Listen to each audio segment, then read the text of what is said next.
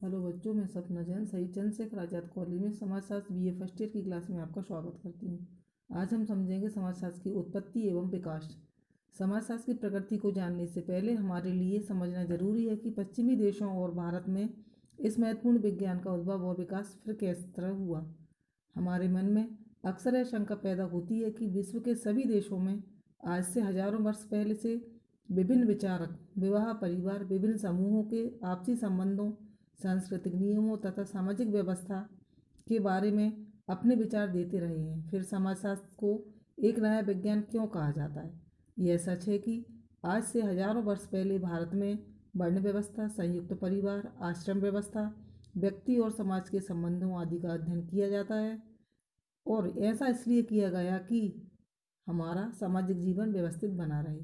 उदाहरण के लिए यह स्पष्ट किया गया है कि वर्ण व्यवस्था की रचना ईश्वर द्वारा की गई है। राजा ईश्वर का प्रतिनिधि होता है।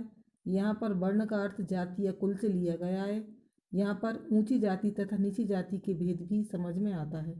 ब्राह्मणों की स्थिति इसलिए सर्वोच्च है कि वे सबसे अधिक पवित्र होते हैं। निम्न जातियों की स्थितियाँ उनसे पूर्व जन्म के पाप का परिणाम है। इन दशाओं के बीच यूरोप में कुछ ऐसी घटनाएं घटित हुई जिनके फलस्वरूप वहाँ की राजनीतिक, आर्थिक और सामाजिक दशाओं में तेजी से परिवर्तन होने लगा। वह परिवर्तन निम्न है: नंबर 1 पुनर्जागरण, नंबर 2 फ्रांस की क्रांति, नंबर 3 इंग्लैंड की औद्योगिक क्रांति। तो बच्चों, अभी हमने पढ़ा समाजशास्त्र की उत्पत्ति एवं उसके विकास के बारे में। अब हम पढ़ेंगे पश्चिमी देशों में समाजशास्त्र की उत्पत्ति एवं विकास। पहले ही स्पष्ट किया जा चुका है कि यूरोप में पुनर्जागरण, फ्रांस की क्रांति तथा इंग्लैंड की औद्योगिक क्रांति के प्रमुख दशाएं थीं, जिनके फलस्वरूप सामाजिक जीवन के बारे में विद्वानों का चिंतन एक नया रूप लेने लगा। इसमें पहले दार्शनिकों जैसे प्लेटो, अरस्तु, सिसरो तथा सेंट ऑगस्टाइन आदि आते हैं, जिन्होंने समाज, परिवार के स्त्रियों की स्थिति, सामाजिक नियम, आर्थिक, राजनीतिक तथा राजा के अधिकारों आदि के बारे में विस्तार से अपने विचार प्रस्तुत किए। यह पहला अवसर यह था कि धर्म के परंपरागत मान्यताओं का विरोध करके तार्किक रूप से सामाजिक घटनाओं की विवेचना की जाने लगी। इस समय थॉमस हॉब्स ने लिखा है कि सामाजिक व्यवस्था ही व्यक्ति के सामाजिक व्यवहारों और राजनीतिक क्रियाओं को प्रभावित करती है। समाजशास्त्र के विषय में संस्थापकों के विचार का योगदान।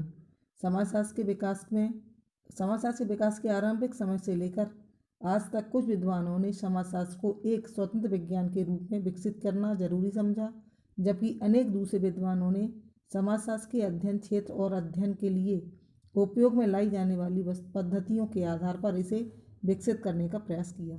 अगस्त कॉम्टे को समाजशास्त्र का जनक कहा जाता है।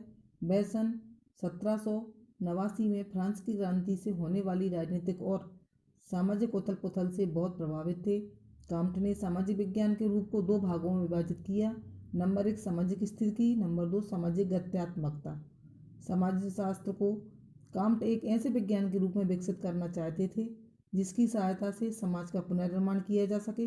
इसी आधार पर समाजशास्त्र को परिभाषित करते हुए कॉम्टे ने लिखा है कि समाजशास्त्र सामाजिक व्यवस्थाओं और प्रगति का विज्ञान है। कॉम्टे का उद्देश्य समाजशास्त्र को एक व्यवहारिक और यथार्थ विज्ञान के रूप में विकसित करना था। उन्होंने यह माना कि किसी भी ज्ञान का उपयोग इस तरह करना आवश्यक है जिससे समाज का विकास और मानवता का कल्याण हो सके।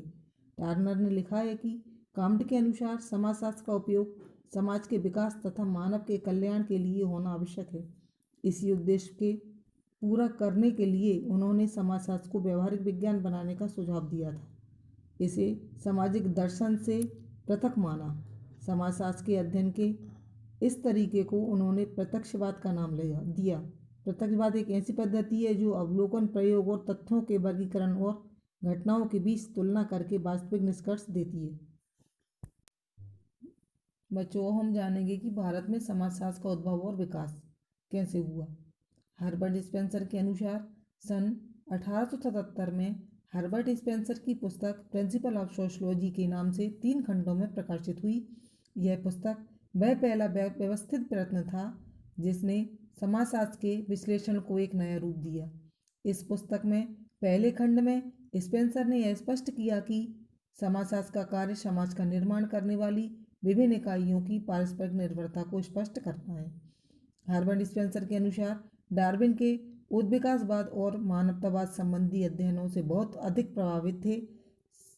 समाजशास्त्र को आधुनिक स्वरूप प्रदान करने में पार्सन्स का योगदान अद्वितीय रहा है। पार्सन्स का अमेरिकन समाजशास्त्र पर दीर्घ अवधि तक एकाधिकार रहा। पार्सन्स शोध की अपेक्षा सिद्धांत निर्माण को अधिक महत्व देते थे।